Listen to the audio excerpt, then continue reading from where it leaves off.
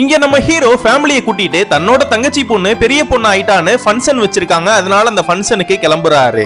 அங்க போனதுமே தன்னோட தங்கச்சி பொண்ணுக்கு ஏதாச்சும் சீர் வைக்கணும்னு அவங்க தகுதிக்கு தகுந்த மாதிரி ஒரு 5000 ரூபாய் சீர் வைக்கிறாங்க. இது மட்டும் இல்லாம அந்த ஃபங்க்ஷனுக்கு போய் நல்லாவே ஹாப்பியா என்ஜாய் பண்றாரு நம்ம ஹீரோ. இப்படின்னா இருக்கிறப்ப நம்ம ஹீரோவோட தங்கச்சி நம்ம ஹீரோவோட ஒய்ஃப் கிட்ட வந்து, உங்களால முடியலனா நீங்க சீர் வைக்காமையாச்சும் இருந்திருக்கலாம்ல, நல்லா சில்லறையா பணத்தை கொண்டு வந்து என்ன அசிங்கப்படுத்துறீங்கன்னு திட்டுறா. தயவு செஞ்சு நான் கொடுக்குற பணத்தை வாங்கிக்கோங்க, அதை வச்சு ஏதாச்சும் நகையை வாங்கிட்டு வந்து வச்சு கௌரவமா போயிட்டு வாங்கன்னு சொல்றா.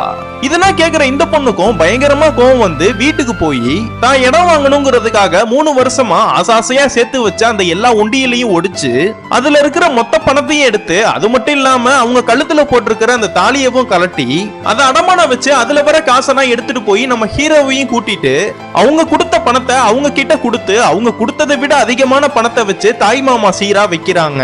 இவங்க கையில இருக்கிறது வீட்டுல இருக்கிறதுன்னு மொத்த காசையும் போட்டு சீரா செஞ்சனால இவங்க கிட்ட ஒத்த பைசா கூட காசு இல்ல. இப்படின்னா இருக்கும்போது நம்ம ஹீரோட பையன் மாடியில விளையாடுறப்ப தெரியாம கீழே விழுந்துடுறான். இதனால இவனுக்கு பலமா அடிபட்டுறது. ஹாஸ்பிட்டல் செலவுக்காக பணம் இருக்கான்னு பார்த்தா இவங்க கிட்டயும் சுத்தமா பணம் இல்ல.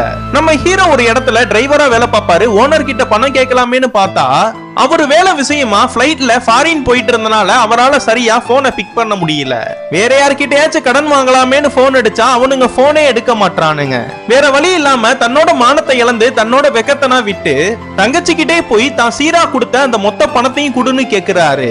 அவங்க ஃபேமிலியில இருக்கிறவங்களும் இவரை ரொம்ப கேவலமா பார்த்துட்டு அந்த மொத்த பணத்தையும் இவர்கிட்டயே தந்துடுறாங்க.